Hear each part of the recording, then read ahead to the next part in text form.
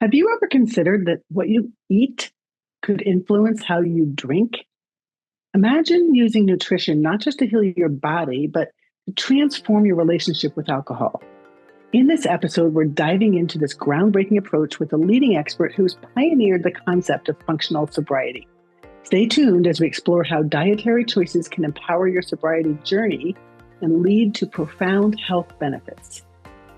Welcome to the Sober Life Rocks podcast. You may have made the decision not to drink alcohol, or at the very least, not at work-related events.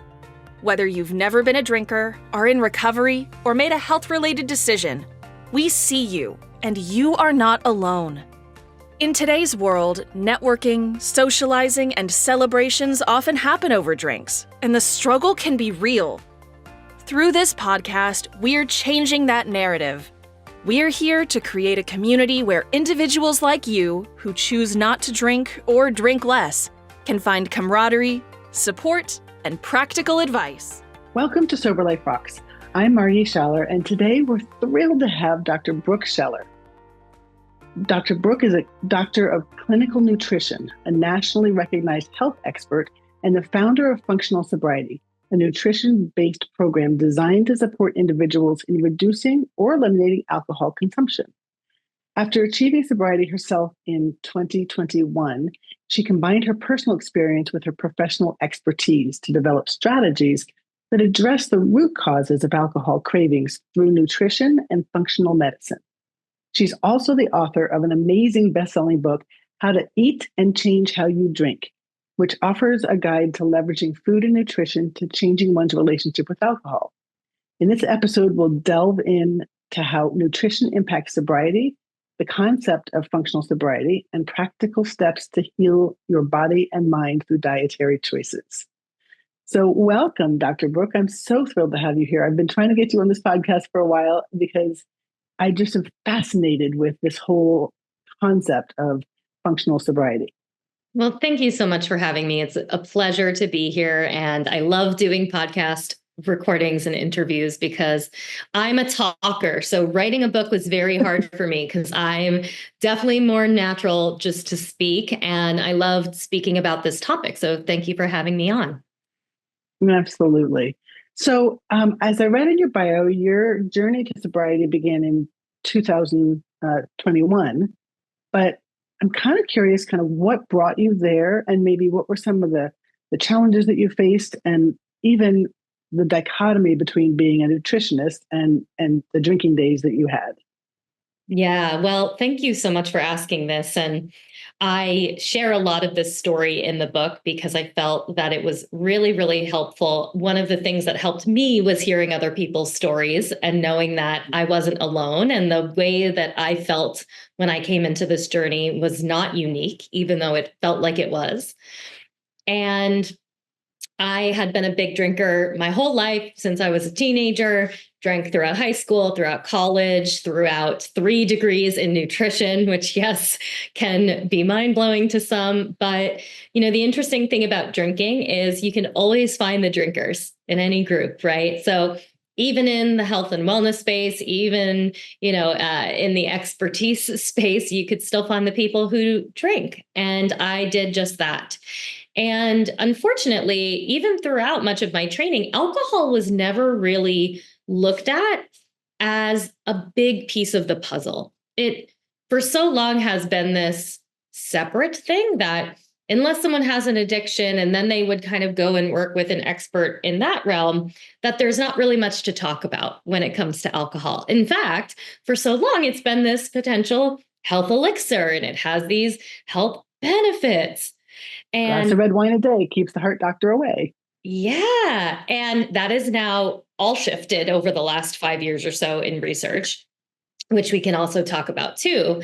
But because of that, it's kind of been left out of a lot of the discussion in nutrition or in functional medicine and wellness as a whole. And so it gave me justification that maybe my drinking wasn't so bad and, other people are doing it. But I did have this sense, and I speak about this in the book, this sense of like I was living a double life. I was helping people to eat better, to change their habits, to heal themselves from different health conditions. And at the same time, I was really struggling with the substance. And the irony is that in the intro to your book, you talk about alcohol as being like a snake oil salesman, right?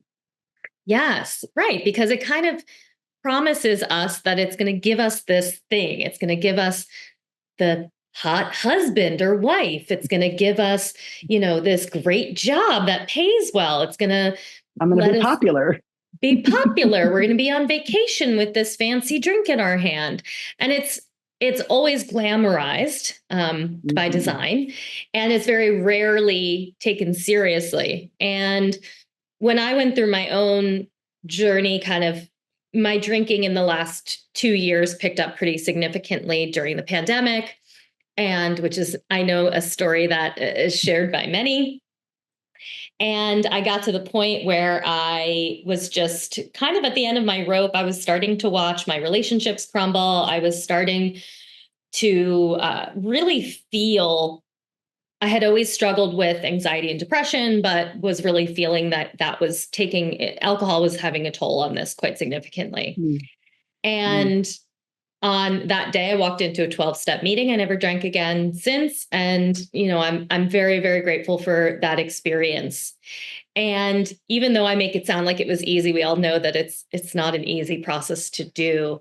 But I will tell you that very soon after quitting drinking, I started seeing these things in my life that were by no mistake because of the fact that I was sober, that I was not drinking anymore. And these are things like I had this awareness one day, 3 months sober, that I had to write a book on this, that I had been looking around at all of the discussions in the sobriety space and how we need community support and we need therapy and we need to address the behavioral health components, all of those things so important. But I was looking around with my knowledge and expertise going, no one's talking about the gut. No one's talking about the nutrient deficiencies that come as a result of long-term drinking. And I thought, we've got to talk about this. We have to pull this piece into the discussion, because my belief is that the biology is half of it. The physiology in our body is, in my mind, 50% of the reasons why we get addicted or are hooked, and or why when we stop drinking, we still feel yucky. And if we don't address those things, we can continue to feel not our best. So it really just, it almost felt like the choice was not mine. It made sense as to why I had kind of had the experiences that I had. And I felt like, oh my gosh, this is the thing. This is the thing that I was put here to do and to support with and to talk about. And it's just been the most amazing journey.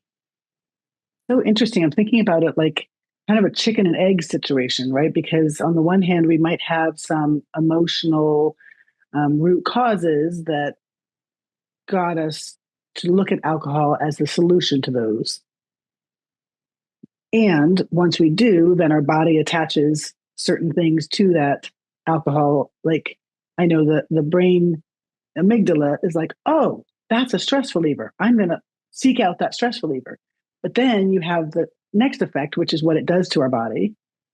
And the snowball goes from there. So tell me a little bit about what some of those effects are as a drinker. Yeah. So the really interesting thing is that, as we kind of mentioned, there's so many ways that alcohol negatively influences the body. And historically, so much of that has just been about the liver, right? We know that long-term alcohol use can create liver damage, can create cirrhosis of the liver. And it's kind of been like the joke in the drinking circles of like, my liver can handle it, right? Like it's been kind of the butt of the jokes, for lack of a better way to put it. But the reality is that alcohol influences all of the organ systems, because it we drink it, it gets into our blood, that then filters through the entire body. We're having a physiological effect from it.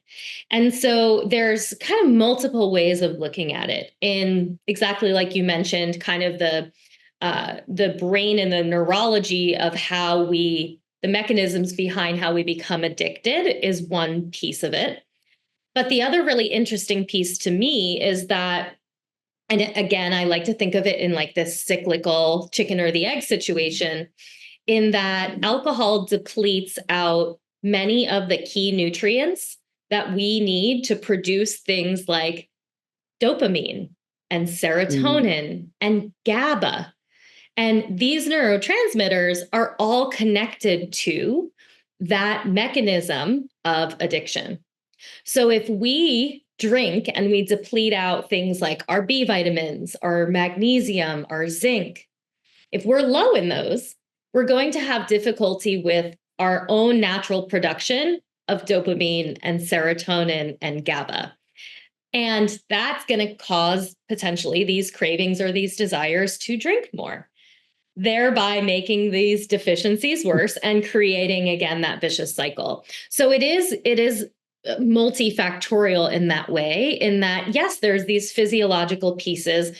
There's also these very innate brain mechanisms as to how we become addicted, or the way that we connect alcohol to certain situations. So my goal is always to bring this biological side into the discussion alongside of the pieces that are being spoken about, because they really can have a big influence on breaking that cycle. Okay, so you talked about how when we are in the drinking cycle, how it becomes this vicious circle. So I'm assuming that the punchline is that we can interrupt that. The punchline is that we can absolutely interrupt that. So there's a few things that are important to consider here. Now, of course, there are habits, there are lifestyle factors that play a role, there are behavioral pieces that need to be addressed. And even things like trauma, for example, which are hugely connected to alcoholism or alcohol use disorder, addiction as a whole. Trauma affects our biology. And that's another piece that we don't often discuss, right? The way that stress and trauma influences cortisol, influences our brain, our cells, and how our cells produce energy. If we can address these pieces, it can make our body more likely to react naturally to stressors, or to alleviate and let go of stressors. So the interesting thing is that there's a few different ways to do it. The thing that's really important to me as a clinician, and Margie, I work with one-on-one clients, I work with folks in groups, is looking deeper at their own personal biochemistry, because everyone's body is unique. Everyone's body is a little bit different than the next person's. So, for example, I have one client who much of her symptoms and her alcohol use history has influenced her digestive system. She has symptoms like IBS. She has kind of almost, if you will, a stress stomach. So when she's in states of stress, she's going to get more of those urgent, looser bowel movements. And because of this, and again, in a vicious cycle way, this influences the cycle that might cause her to drink, right? She's got stress, but at the same rate, she's also in the place where, because of that drinking, it's affecting the microbiome, it's affecting her digestive system. And that, again, is creating this space where it's going to have a negative influence on the reasons why we drink. The gut is a really interesting one, because there are specific strains of alcohol that can be associated with strains of bacteria in the gut that can be associated with alcohol cravings. So if we have imbalances in the gut and we don't address those, that can have an impact, again, on those physiological cravings. So you can see how things get quite complex, which is why I like to run testing on clients or on members in my groups because it helps us to see where there might be opportunities to use foods or to use supplements in order to support them. Wow. So that sounds really complicated. Is there any sort of universal nutritional tips that kind of the average person who maybe is looking to minimize the cravings or is looking to stop altogether? Is there any kind of starting place?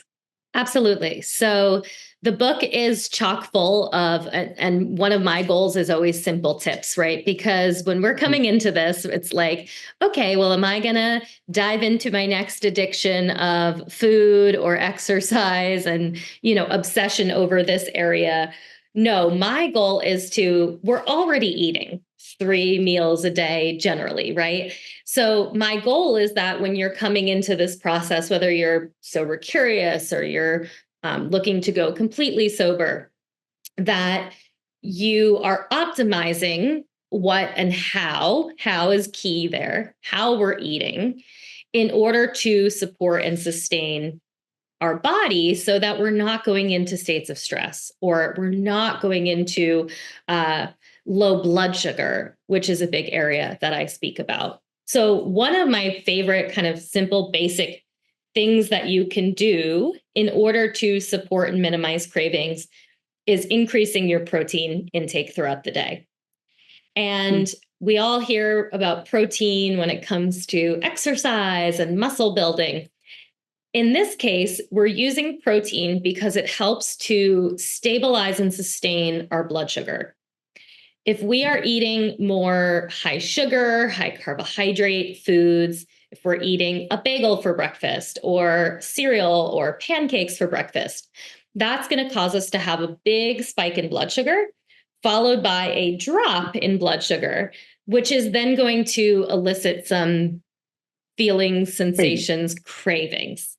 And one thing that many people don't realize is that the symptoms of low blood sugar are many of the symptoms that sometimes drive us to drink. There are things like anxiety. There are things like irritability. There are things like edginess. Yes, the hangry feeling, right? Which leads me to one of my, I think is the easiest recommendation to implement is if you are someone who has cravings, especially in that 5 after work, 5 o'clock somewhere craving, that is very likely to be a craving related to low blood sugar. And this can be if you haven't had lunch since noon or whenever, if you even had lunch, or maybe you had lunch and in the afternoon you grabbed a sweet or a treat or something to kind of get you through the day. Well, a lot of times when we feel that intense craving in the afternoon, it is a symptom of that low blood sugar. And because one of the symptoms of low blood sugar is craving things like sweets and carbohydrates, in people who drink, we can also get that craving for alcohol too, because it's going to give us that quick surge in blood sugar. And that's going to help us feel better for at least a short period of time.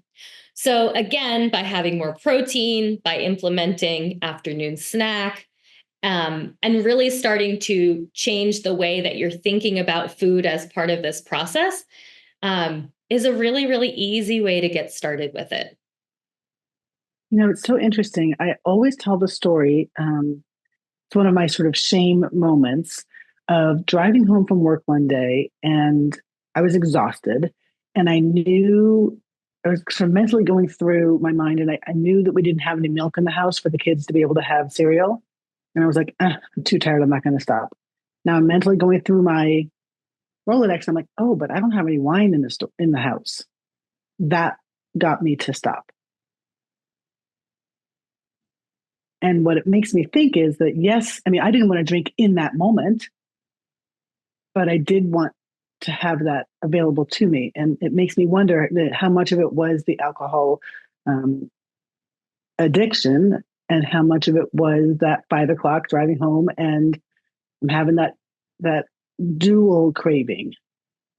It's a dual craving. I like it being put that way because it is a craving that is beyond alcohol, right? Alcohol is, in this case, the symptom of that craving. It isn't necessarily, it doesn't need to be the solution to that craving. The solution to that craving can be eat something. And I have clients who swear by this and say things like, this has cured my happy hour cravings because I didn't realize that I was actually just hungry in the afternoon. And I was so used to, I had trained my body, my brain into grab the wine, stop for the wine, that I wasn't even asking myself, am I hungry? You know, a lot of this process, as you know, Margie, is like just getting better with tuning into yourself and your body and saying, okay, I don't feel good right now. I feel like I'm needing alcohol or something to soothe. What is it that I actually need? Is it food? Is it water? Sometimes dehydration can manifest as an alcohol craving. Is it that I need to talk to someone? Is it that I need to vent for a little bit? Is it that I need a walk or a nap or whatever it might be? But part of this process is just about tuning in to our body or getting back into the process of doing that and finding out what we need. And my thought is that you'll probably notice more than you think that sometimes that need is that you're hungry. Well, I want to talk about that happy hour thing because, as you know, many of the people that we listen to this podcast are people who maybe they've already addressed their relationship with alcohol, but now they're trying to navigate their professional life. And happy hours are a thing. And what do you get at happy hour? Drinks and carbs. Mm-hmm. The two most important happy hour things, right? so, as a non-drinker, like how can I navigate that and that 5 o'clock hangry?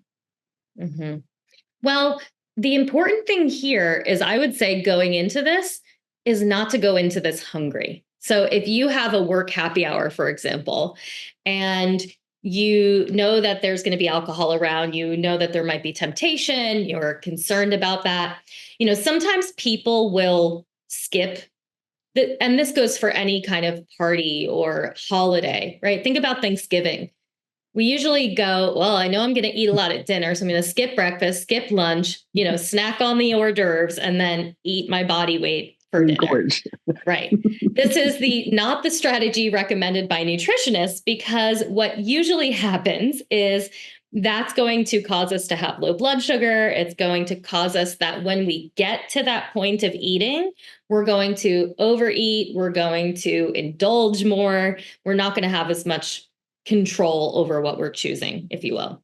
So in a similar way, if we're going to something like a happy hour, even if we know there's food there, maybe we have a snack or something beforehand, because the worst thing that we could do is go into a challenging or potentially triggering situation with having some of these feelings already, right? So maybe it's a snack before you go so that you're not super edgy and anxious, one of those symptoms of low blood sugar.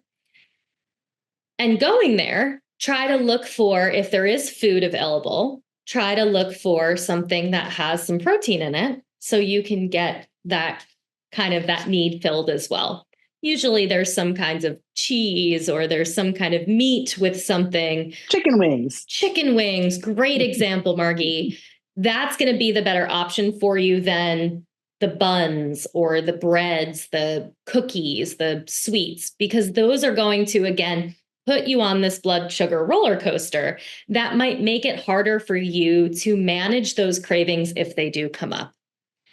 So I'm a big proponent of thinking about how we utilize food in this space again. And, you know, for some people, maybe they've already had consistent eating habits. These things aren't necessarily the biggest concern.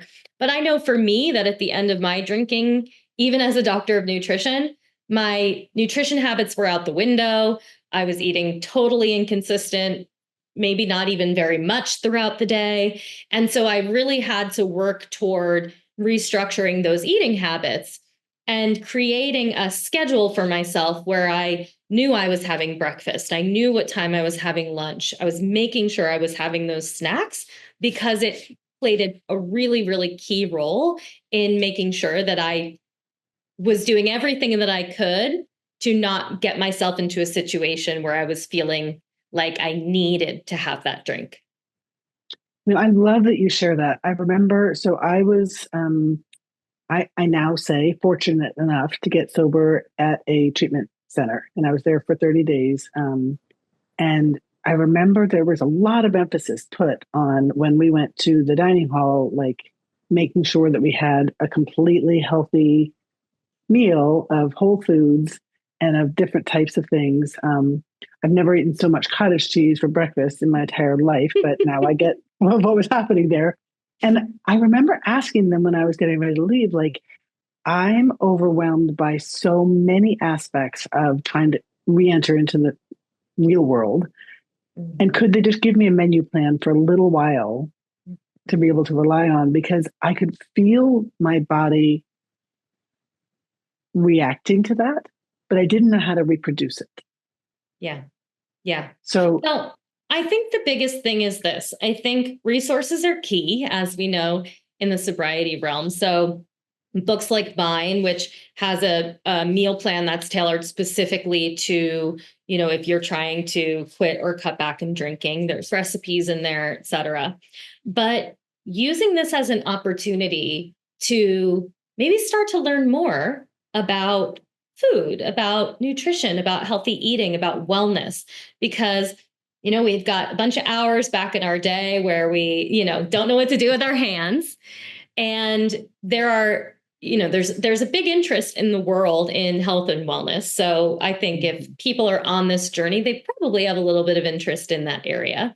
But starting to learn more about some of these, I'm a huge proponent of education, right? What has helped for me so much is not just eat the cottage cheese.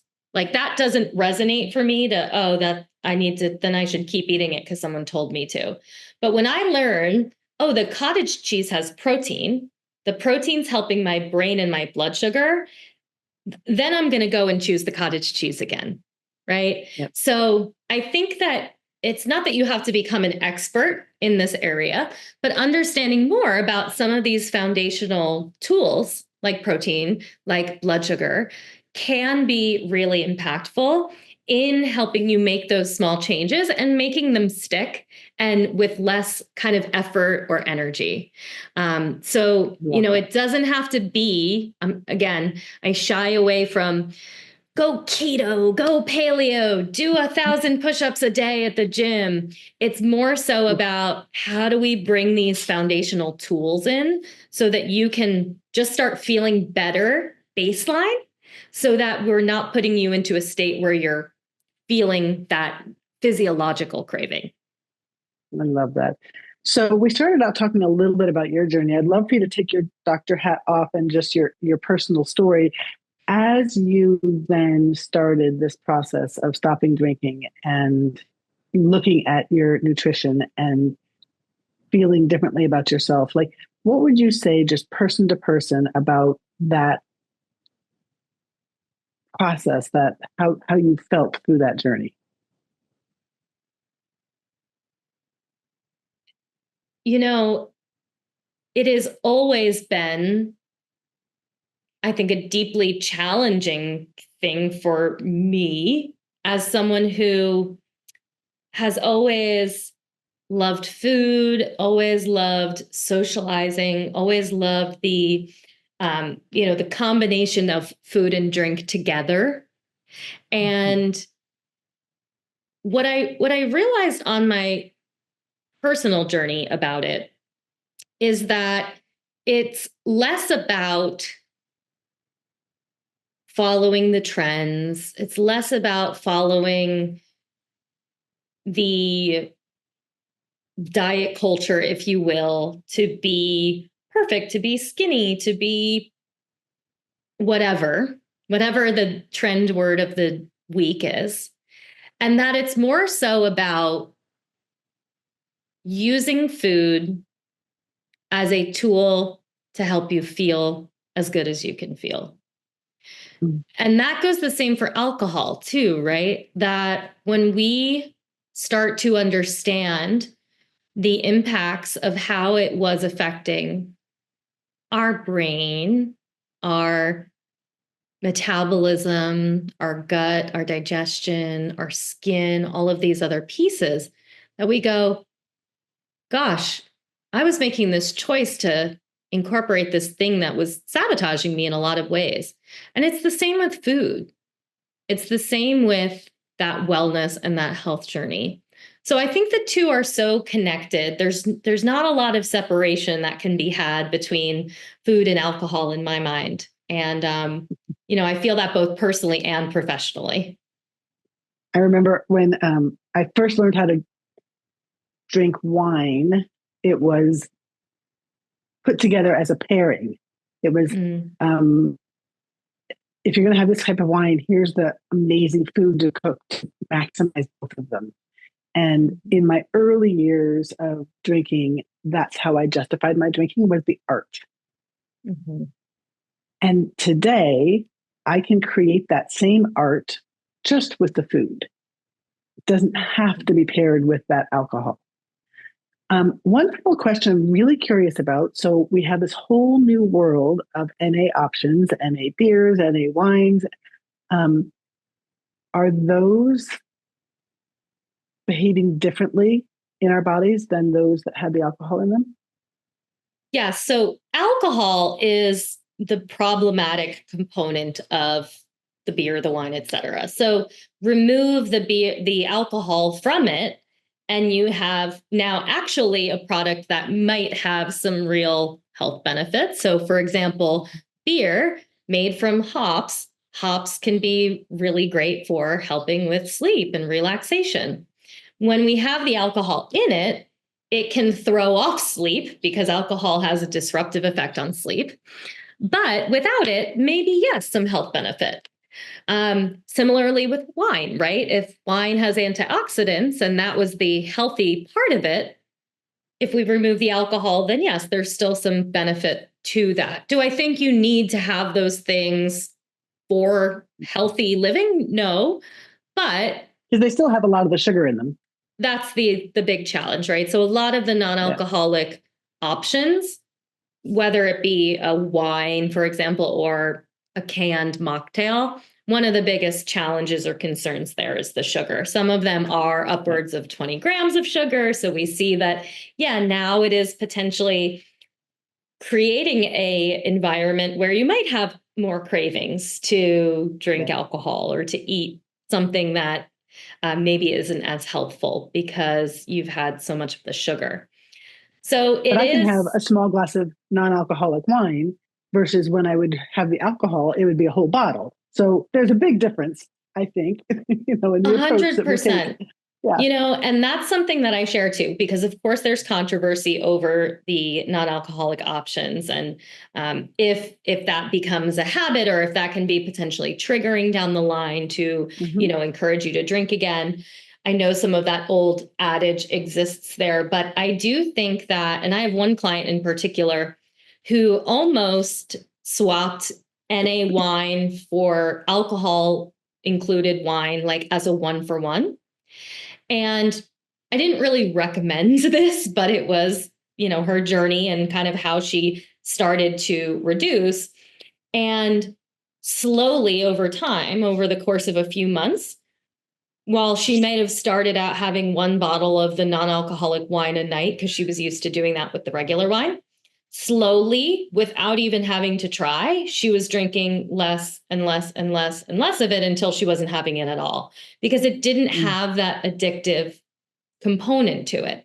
So in her case, it was actually a good way for her to wean down off of it entirely. And so everybody's a little bit unique in this regard too, but it can be a good way for some to, develop and release some of that addiction to the substance itself, because again, it doesn't have that same addictive quality when it doesn't have the alcohol in it. Amazing.